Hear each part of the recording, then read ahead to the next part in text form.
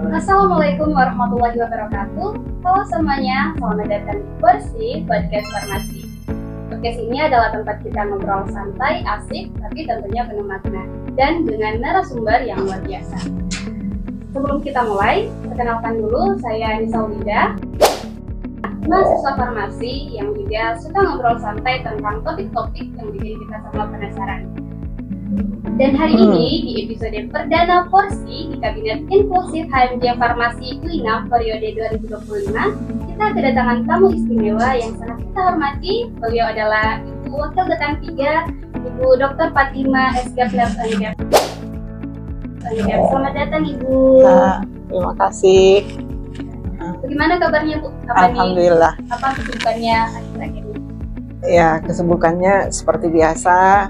Ibu sebagai dosen tetap di Fakultas Kedokteran dan Ilmu Kesehatan dan juga mendapatkan tugas tambahan dari UIN Alauddin Makassar sebagai Wakil Dekan 3 bidang kemahasiswaan, temannya mahasiswa. Ya. Jujur Bu, kita sangat antusias di sini karena kita bisa menghadirkan Ibu sebagai narasumber yang luar biasa dan kita akan membahas tentang sesuatu yang penting tapi sering dianggap formal, yaitu kelembagaan. Oke. Nah, tapi tenang aja, kita bakal bikin bahasanya santai dan menarik. Jadi langsung aja kita mulai ya Bu. Ya. Bu, untuk memulai, mungkin bisa diceritakan sedikit tentang peran kelembagaan di FKIK dan bagaimana Ibu memandang pentingnya peran tersebut dalam membangun kampus di wilayah. Ya, baik.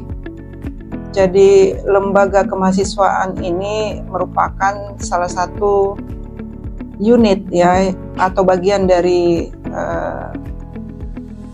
bagian terbesar dari universitas yang memang harus berjalan sejalan dengan pihak universitas ya, seperti itu. Jadi lembaga kemahasiswaan memegang peranan penting dalam proses berjalannya roda organisasi pengelolaan pendidikan di suatu universitas. Demikian juga halnya di UIN Alauddin Makassar. Tentu di UIN Alauddin Makassar kita mempunyai regulasi yang sangat kuat mengenai keberadaan dari lembaga kemahasiswaan yang ada. Ya. Semua pasti tahu ya bahwa lembaga kemahasiswaan di UIN Alauddin Makassar itu dibuatkan regulasi oleh Rektor UIN Alauddin Makassar berdasarkan turunan regulasi yang dibuat atau disusun oleh Kementerian Agama, karena Universitas Islam Alauddin Makassar itu merupakan PTKIN ya yang dibawahi oleh Kementerian Agama ya, seperti itu. Selain itu Bu, mungkin kira-kira apa tantangan utama yang Ibu lihat dalam pengelolaan kelembagaan khususnya di FKIK dan bagaimana solusi yang Ibu harapkan? Oke, ini menarik sekali nih. Tantangan ya, ya tantangan pengelolaan kelembagaan di fakultas kita, terutama Fakultas Kedokteran dan Ilmu Kesehatan. Dan saya melihat sebenarnya tantangan ini juga merupakan tantangan yang dihadapi oleh fakultas lain dalam lingkup UIN Alauddin Makassar. Kalau Ibu melihatnya, tantangan kita di kelembagaan kemahasiswaan itu ada dua. Ada tantangan secara internal kita di fakultas dan ada tantangan secara eksternal. Tantangan secara internal yang marak saat ini dan banyak dikeluhkan oleh lembaga kemahasiswaan, terutama di himpunan mahasiswa jurusan ataupun himpunan mahasiswa diploma, itu antara lain adalah semakin rendahnya minat dan ketertarikan mahasiswa dalam berorganisasi. Ini yang menurut Ibu harus selalu setiap tahunnya kita upayakan untuk bisa menarik minat mahasiswa di dalam berkontribusi dalam lembaga kemahasiswaan itu. Dan jangan sampai ya suatu saat habis kadernya himpunan, itu alamat yang kurang bagus ya untuk lembaga kemahasiswaan itu sendiri. Kemudian yang Ibu melihatnya yang kedua adalah kualitas dari mahasiswa yang terhimpun di dalam lembaga kemahasiswaan itu sendiri. Jadi makanya mungkin Ibu akan menjelaskan apa tantangan, kemudian apa solusinya. Kalau yang tadi di bidang sedemikian rendahnya minat mahasiswa dalam berorganisasi atau berlembaga, ya tentu yang kita harapkan bagaimana peran dari himpunan atau lembaga kemahasiswaan, baik itu di level prodi maupun fakultas. Di level prodi ada himpunan mahasiswa jurusan, di level fakultas ada SEMA-DEMA, ya, Senat Mahasiswa dan Dewan Eksekutif Mahasiswa. Itu kita harapkan mereka membuat program-program yang menarik dan membuat mahasiswa merasa nyaman berada di dalam lembaga kemahasiswaan itu, karena fenomena yang kita lihat saat ini berdasarkan hasil pantauan Ibu ya ke bawah, terutama ke maba-maba. Ibu turun, kenapa sih sampai kalian tidak tertarik masuk ke lembaga kemahasiswaan? Mereka menyampaikan bahwa ada beberapa hal yang membuat mereka tidak nyaman, ya mungkin antara lain sistem senioritas yang masih sangat kental ada di dalamnya. Namun alhamdulillah ya belakangan ini tuh sudah mulai terurai dengan semakin pahamnya senior-senior ya terhadap kenapa sampai secara psikologis adik-adiknya itu tidak mau masuk ke dalam lembaga kemahasiswaan itu sendiri. Nah, kemudian yang kedua tadi mengenai kualitas para pengurus, ya kita harapkan itu tentu saja diatasi dengan cara semua himpunan atau semua lembaga itu aktif untuk membuat sistem-sistem pendidikan dan pelatihan, seminar, workshop yang semakin berkualitas dengan menghadirkan tentu saja narasumber-narasumber yang bisa meningkatkan kualifikasi mereka di dalam berlembaga. Nah, itu mungkin 2 poin penting yang menjadi tantangan kita saat ini, ya. Untuk upaya untuk menangani tantangan pengelolaan kelembagaan dalam FKIK. Ya.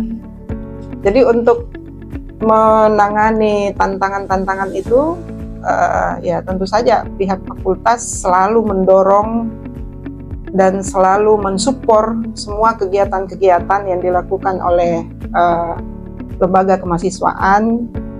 Kalau dari Ibu Dekan sendiri dan melalui bidang 3, terutama saya secara pribadi, pintu ruangan kami itu selalu terbuka untuk menerima semua hal yang mahasiswa ingin sampaikan, terutama di dalam mengatasi atau membuat solusi-solusi yang efektif ya di dalam menangani tantangan tadi ya, seperti itu. Jadi intinya peran dari lembaga kemahasiswaan sendiri itu yang sangat berperan untuk mengatasi tantangan yang saat ini sedang kita hadapi.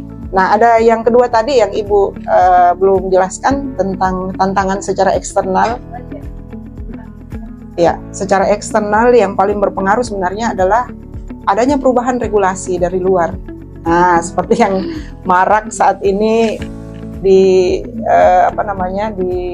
disoroti oleh mahasiswa terkait efisiensi anggaran.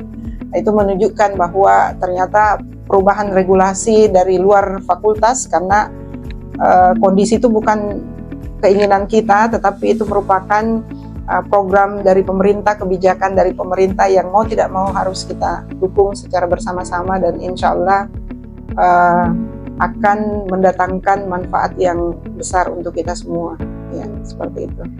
Ya berakibat itu tadi, karena adanya regulasi di luar, anggaran bidang kemahasiswaan juga ikut berkurang seperti itu. Tapi kita berharap, saya sudah sampaikan ke semua ketua-ketua lembaga, pengurus lembaga, meskipun ada efisiensi, kita berharap bahwa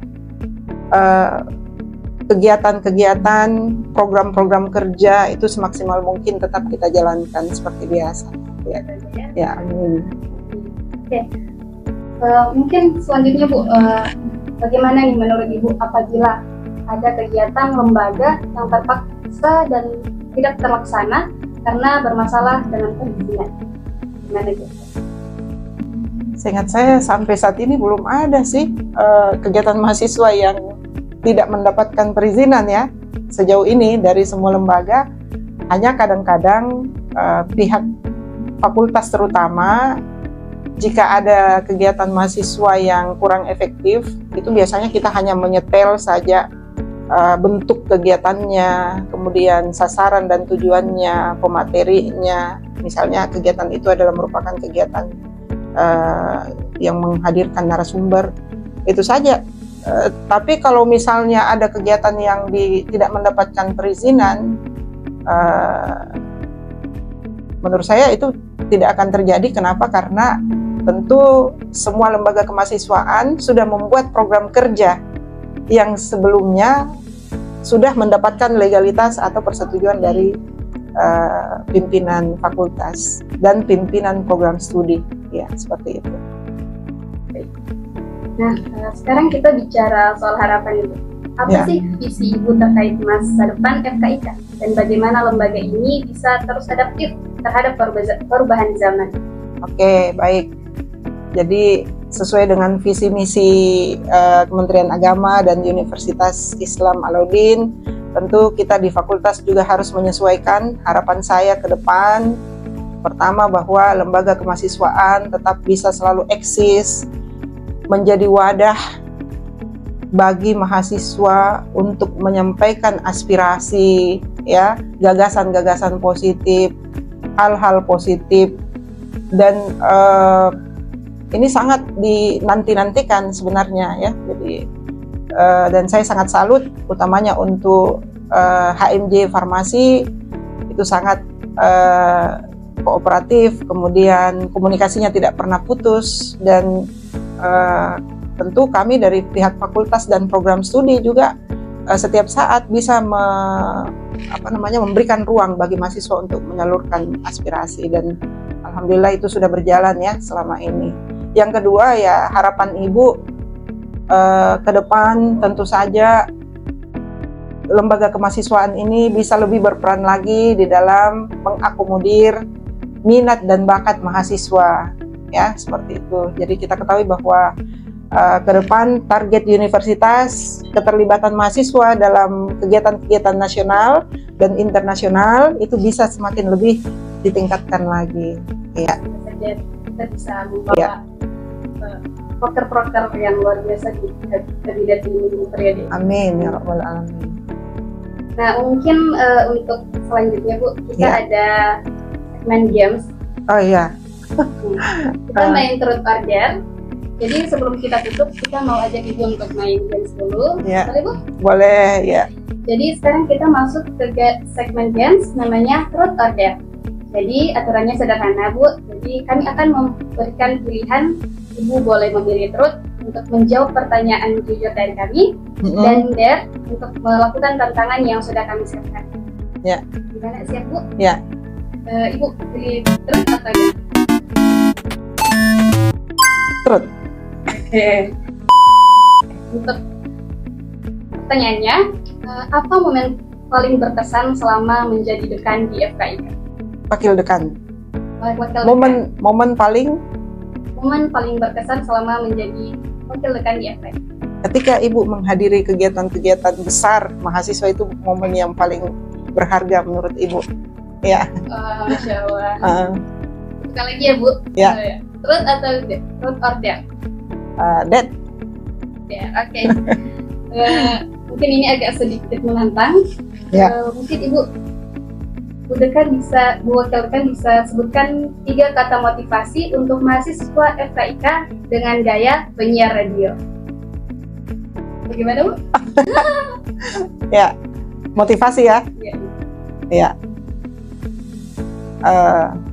Langkah-langkah kecilmu hari ini akan menentukan langkah besarmu di kemudian hari. Ya, saja. Jadi kita kasih tepuk tangan dulu untuk Ibu. Ya. Nah, obrolan kita hari ini seru sekali.